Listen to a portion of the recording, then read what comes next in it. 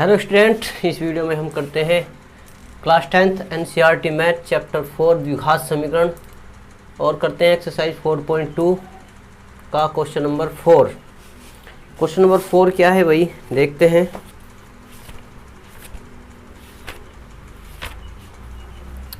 दो क्रमागत धनात्मक पूर्णांक ज्ञात कीजिए जिनके वर्गों का योग 365 है।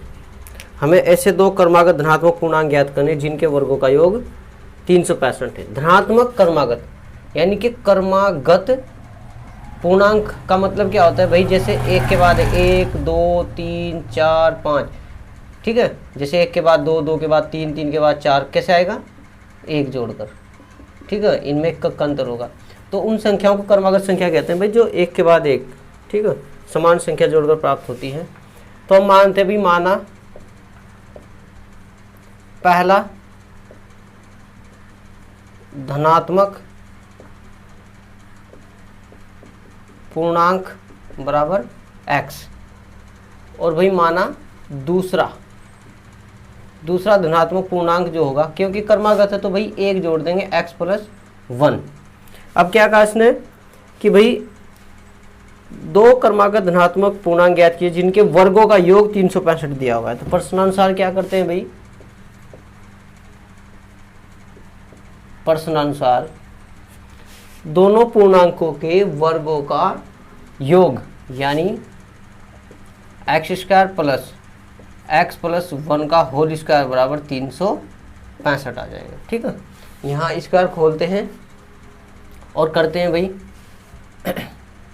x² x + 1 का होल स्क्वायर खोलते हैं, a + b का होल स्क्वायर खुलेगा, a + b का होल स्क्वायर बराबर a² + b² + 2ab। इस प्रकार से खोलते हैं, ये आ जाएगा x² + 1 का स्क्वायर + 2x और = 365। x² जुड़ जाएगा, ये आ जाएगा 2x² और ये 2x इधर लिखते हैं और ये +1 और ये 365 इधर लाएंगे, माइनस का हो जाएगा 365 = 0। 2x² + 2x और यहाँ 1 में से 365 माइनस करेंगे तो ये आ जाएगा भाई -364 = 0। 2 कॉमन लेंगे तो ये आ जाएगा x² + x - 2 × 2, 2 × 16 और 2 दूनी 4, ठीक है भाई। ये एक द्विघात समीकरण है। इसे हल करने के लिए गुणनखंड विधि का प्रयोग करेंगे। 182 के ऐसे टुकड़े करते हैं जिन्हें घटाकर 1 आ जाए। तो भाई 13 × 12 14 × 13 और 14 - 13 बराबर कितना होगा 1, और इनकी गुणा करेंगे तो 182 आ जाएगा, ठीक है भाई। तो लिखते हैं x² + 14 - 13 x - 182 = 0। तो यहाँ x² प्लस ये आ जाएगा आपका 14x - 13x और -182 बराबर 0, ठीक है भाई। कितना आ जाएगा, 0 आ जाएगा। फिर इसके बाद क्या करते हैं भाई, कॉमन लेंगे, इन दोनों में से x कॉमन लिया, ये आ जाएगा x + 14 और यहाँ से -13 कॉमन लेंगे, ठीक है, ये आ जाएगा x + 14 और बराबर 0। अब क्या करते हैं भाई, एक बार x को 0 यहाँ से x + 14 कॉमन लेंगे, x + 14 कॉमन आ जाएगा और ये बचेगा x - 13 और बराबर 0। अब क्या करते हैं भाई, जब x + 14 बराबर 0 हो तो आ जाएगा x बराबर -14, क्योंकि इसने धनात्मक पूर्णांक ज्ञात करने के लिए कहा है, इसलिए से छोड़ देंगे छोड़ने पर, ठीक है भाई। अब हम क्या करते हैं भाई, अब हम दूसरे को रखते हैं 0 के बराबर, और जब x - 13 बराबर 0 तो x बराबर आ जाएगा 13, ठीक है। तो भाई पहला पूर्णांक क्या है, अतः पहला धनात्मक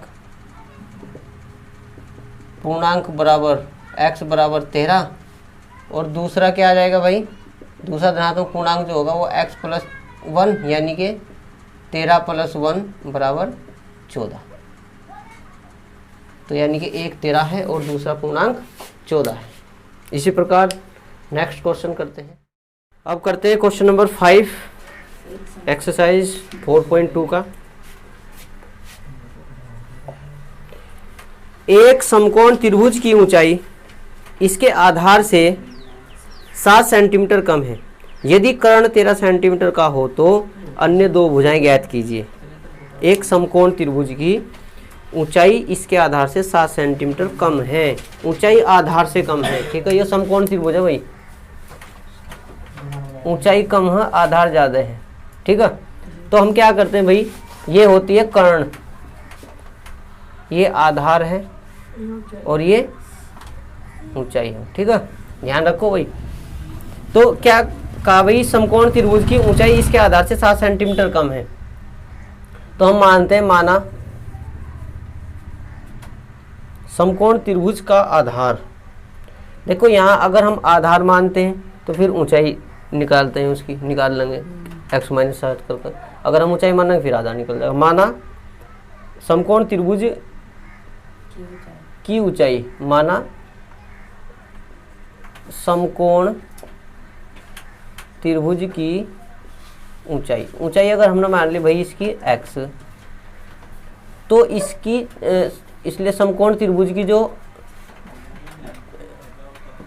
आधार होगा, त्रिभुज का आधार जो होगा भाई वो होगा x + 7। x + 7 क्यों लिया?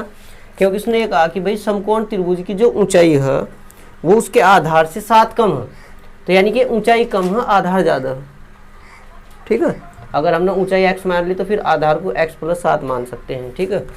और कर्ण दिया हुआ है, कर्ण कितना, और चूंकि समकोण त्रिभुज का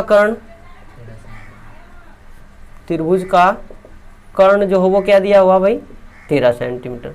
पाइथागोरस प्रमेय क्या हो भाई, समकोण त्रिभुज में एक पाइथागोरस प्रमेय लगा, ठीक है।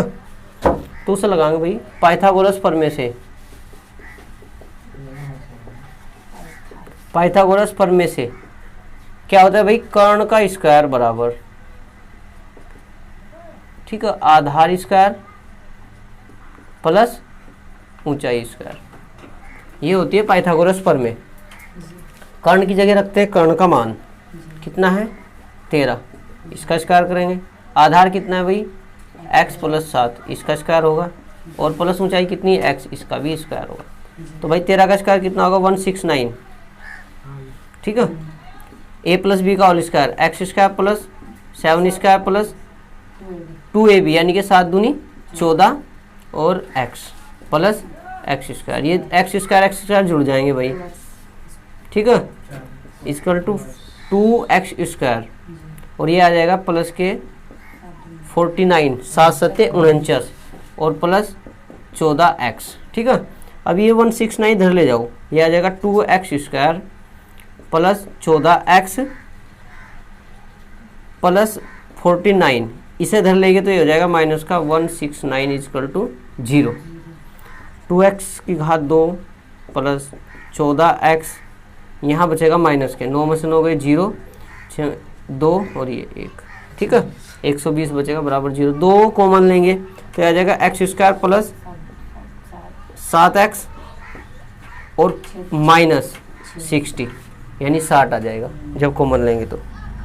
अब ये जो 60 है भाई, इसके ऐसे टुकड़े करने हैं जिन्हें घटा के 7 आओ, जिन्हें घटा कितना हो 60, तो 12 × 5 = 60, 12 में से 5 गए 7 बचेंगे, ठीक है। 12 × 5 = 60 यानी 12 और 5, 12 × 5 = 60, x² plus 12 minus 5 x minus 60 बराबर 0।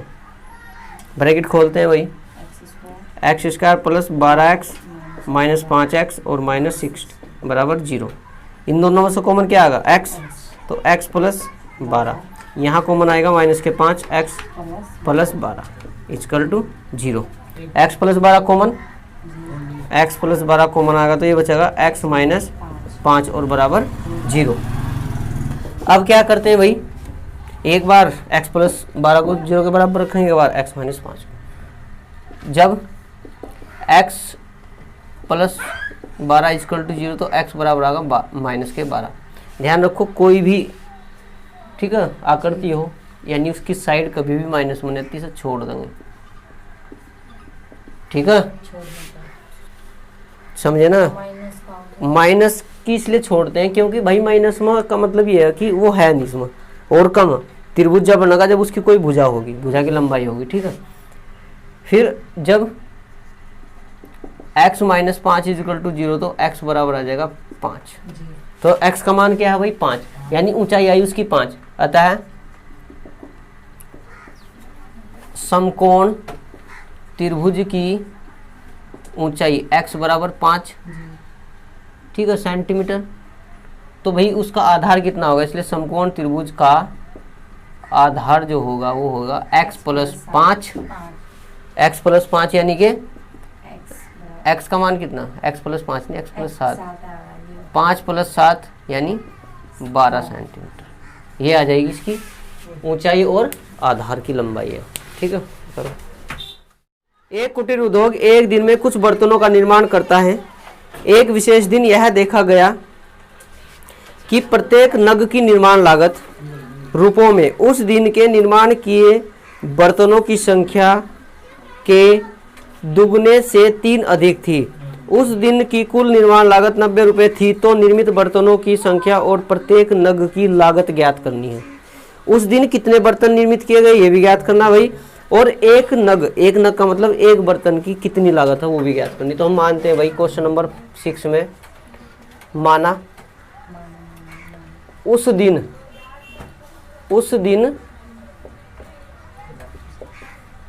निर्मित बर्तनों की संख्या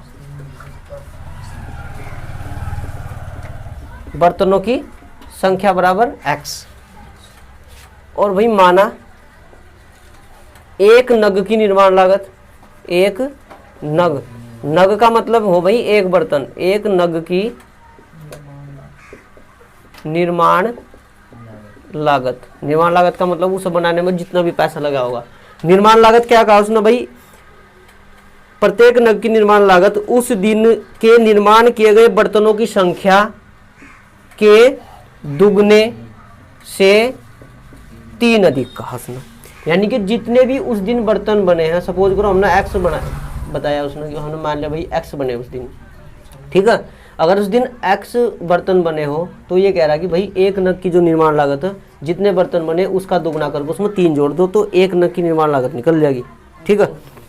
अब वो ये कह रहा है कि भाई अगर उस दिन की कुल निर्माण लागत 90 रुपये थी प्रश्नानुसार, ठीक है, या कुल निर्माण लागत, क्योंकि उस दिन कुल निर्माण लागत, उस दिन की कुल निर्माण लागत, उस दिन की कुल निर्माण लागत जो थी वो 90 रुपये थी। कितनी थी, 90 रुपये। अब कुल निर्माण लागत कैसे निकलेगी भाई, बर्तनों की संख्या गुना एक नग की निर्माण लागत। तो बर्तनों की संख्या कितनी x और गुना 2x प्लस 3 बराबर 90। अगर हम उस दिन कुल निर्माण लागत निकालना चाहो तो भाई बर्तनों की संख्या को एक बर्तन की निर्माण लागत से गुणा करेंगे तो कुल निर्माण लागत निकल जाएगी।